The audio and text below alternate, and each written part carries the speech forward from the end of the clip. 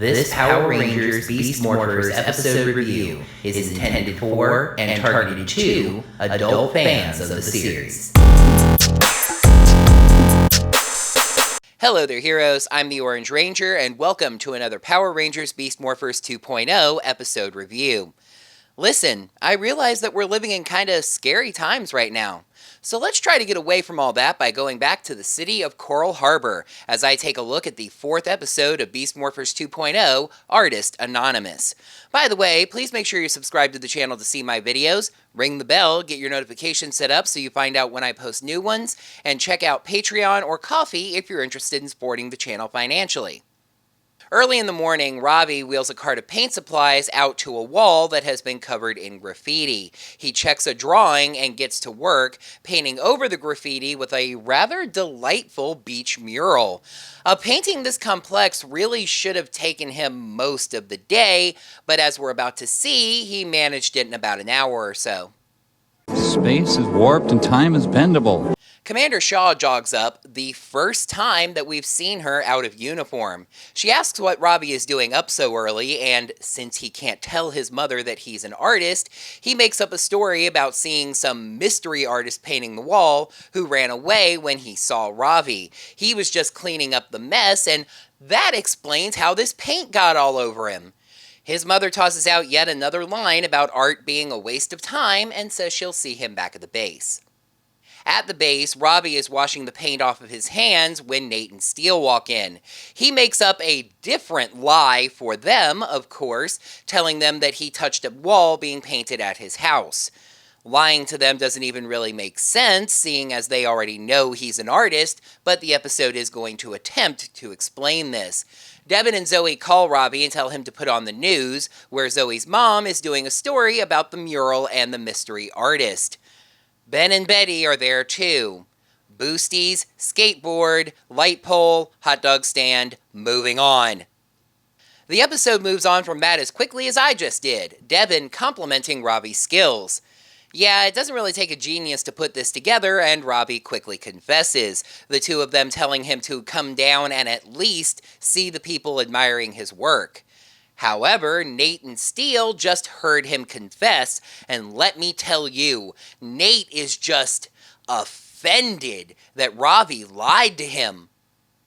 I'm sick of your lies. Ravi says he's been lying about his art for so long that it's just become a reflex to do so.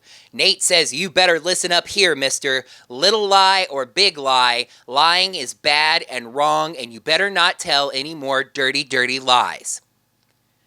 Alright folks, 4 episodes in, it's officially time. I regret this moment, but Beast Morphers, you need to take your medicine. Nate just delivered the moral of the day. At least they established it early in the episode this time. Ravi apologizes and says he'll never lie to them again.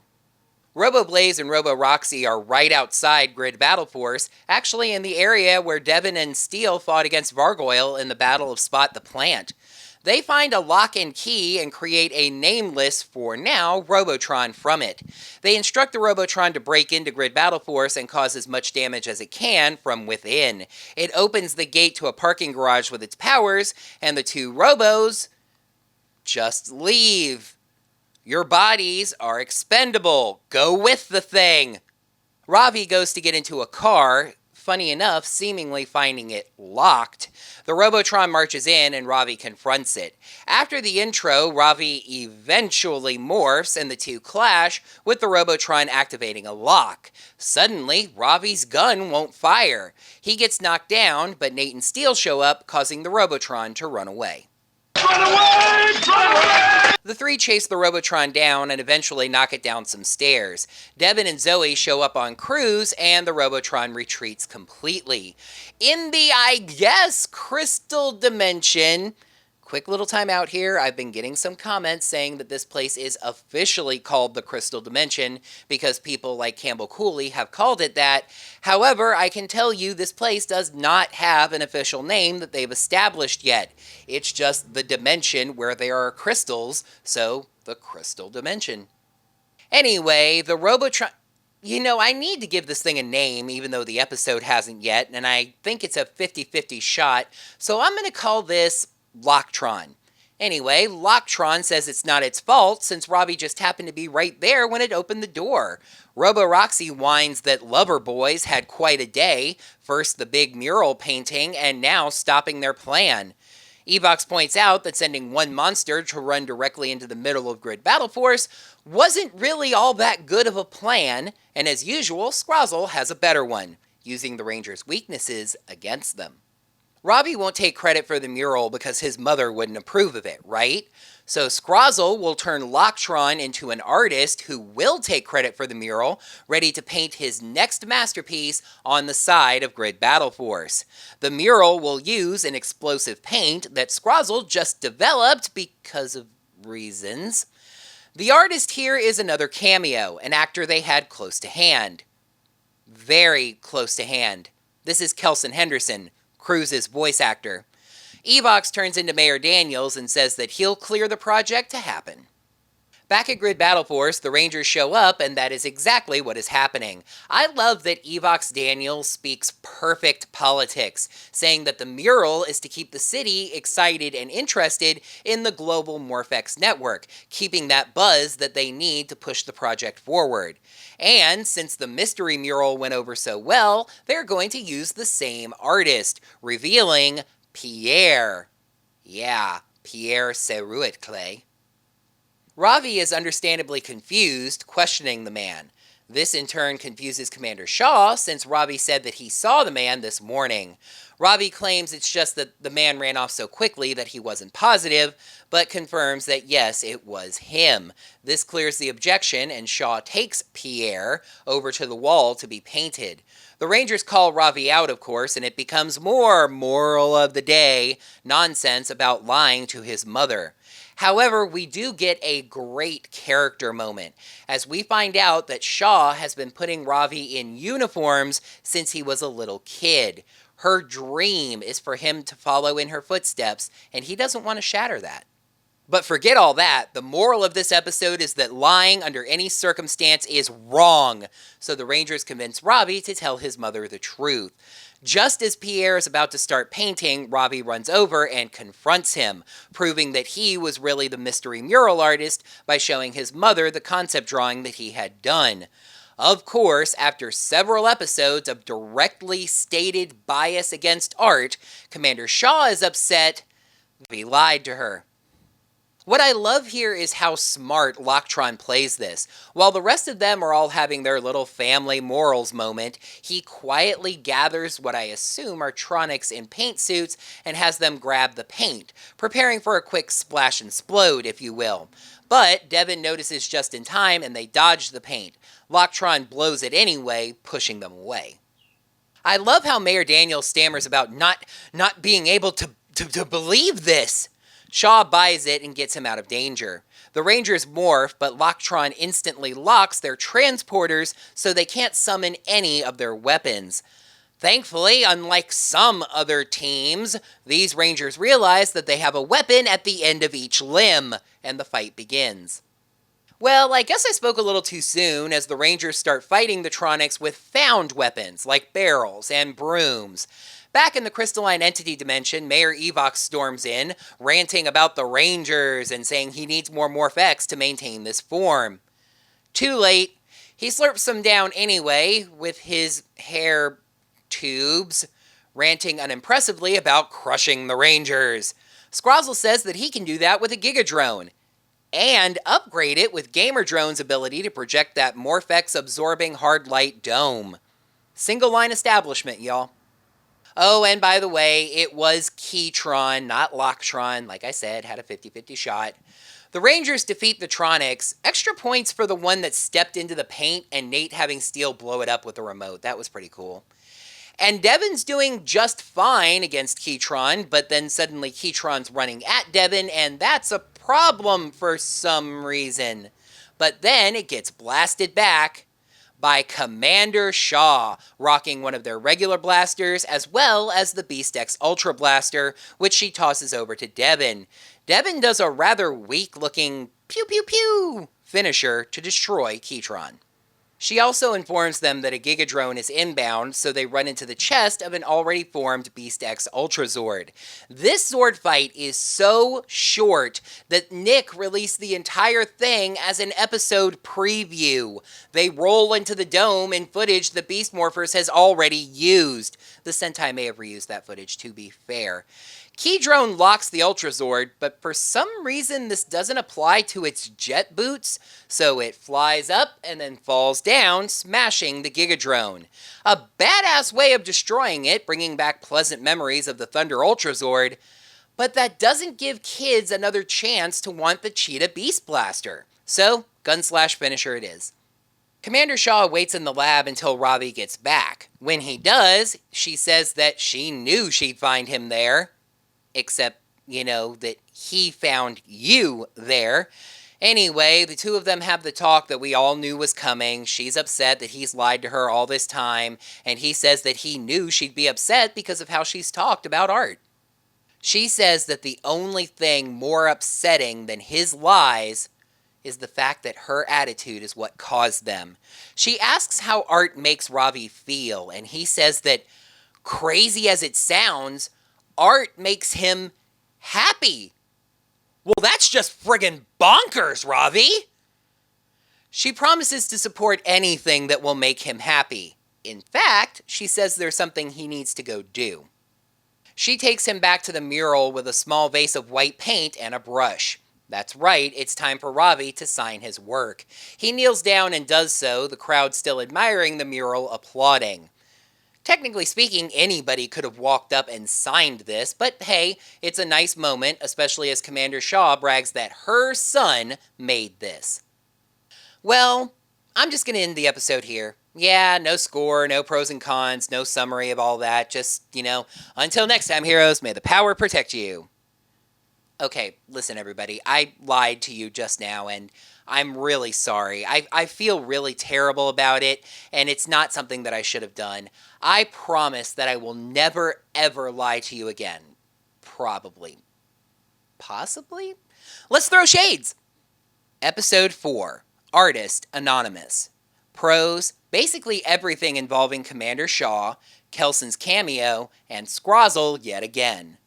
Cons, another really preachy, over-the-top moral of the day, mostly disconnected plots, and yet again with the Zords. We're sliding, Beast Morphers. I had to break out the moral of the day graphic and everything. Artist Anonymous gets 2.5 shades out of 5.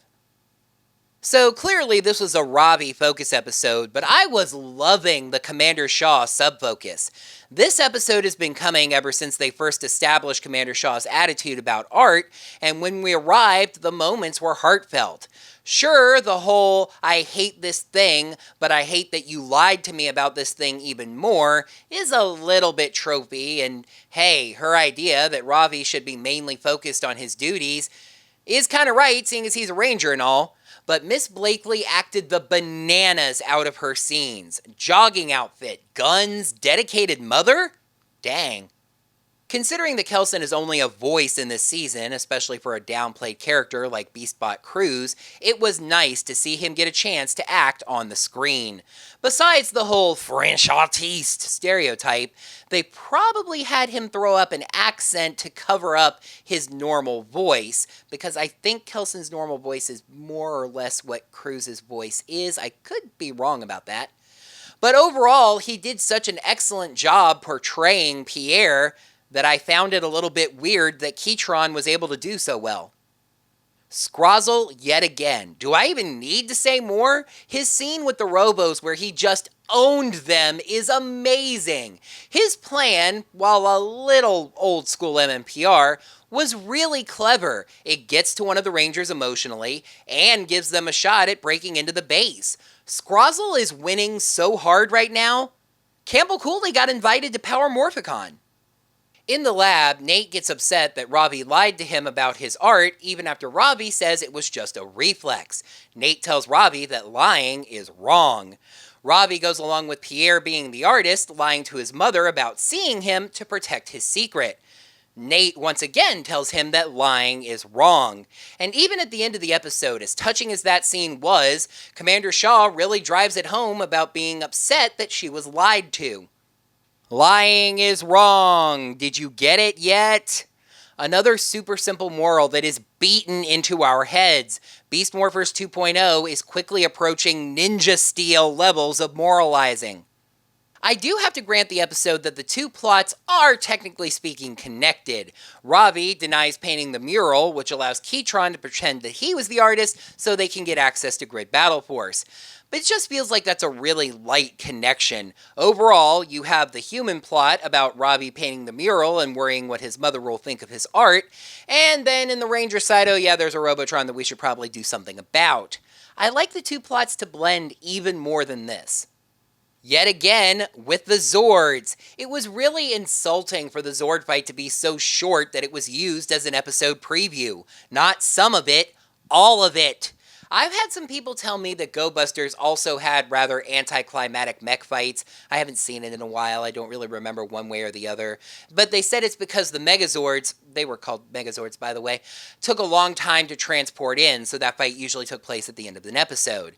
But there's gotta be some way to make the Zord fights more interesting than this. Beast Morphers 2.0 is starting to feel like that friend that was finally succeeding in something that they were trying to do, but now seems to be falling back into old habits. Did Haim Saban break back into the Hasbro writing offices, funny glasses and mustache, start pitching Sesame Street type moral of the day television? Beast Morphers 1.0 was nuanced with its morals, less sledgehammery. 4 episodes into this season, I am officially concerned. You know what? I really think that Beast Morphers 2.0 should take an extra week to think about what it's doing. That's right, there is no new episode of Beast Morphers on Saturday, March 21st. It was preempted for the Kids' Choice Awards, which I find kind of strange because it's actually nominated twice for awards. Those awards have been postponed, of course, because of everything going on, but it doesn't look like Beast Morphers will be airing new anyway. So on March 28th, let's see if we're 5 for 5 on preachy moralistic episodes by taking a peek at the 5th episode of Beast Morphers 2.0, Cruisin' for a Bruisin'. Devin discovers that Cruz has some skills that will help the Beast Morphers Rangers in battle, and pushes him to join the team.